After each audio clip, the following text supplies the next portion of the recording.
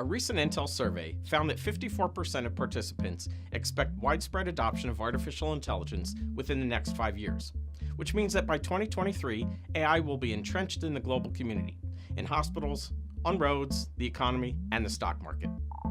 So why is this technology so scary to most people? I'm David Shaw, and in this episode of AI News, we'll explore more findings from the Intel study, as well as discover people's perceptions of how it will affect their lives. Andrew Patterson from Towards Data Science thinks people might have negative perceptions of AI because of our current misunderstanding of human intelligence. He posits that if we have such a difficult time defining the complexities of the human brain, then how can we even begin to understand a system of artificial intelligence and what that means?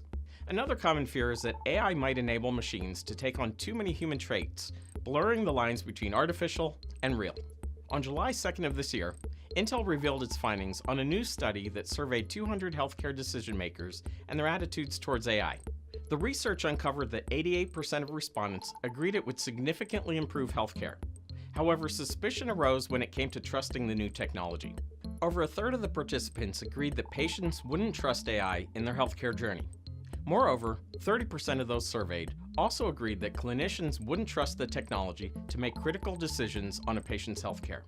A goal of AI supporters is to merge the technology with modern healthcare to sway public opinion in its favor, to help people see the benefits of improving the patient experience. Learn more about the future of AI and how quickly it might enter your life in the article provided in the links. What do you think about AI? Let us know. Thanks for watching AI News. We'll see you next week.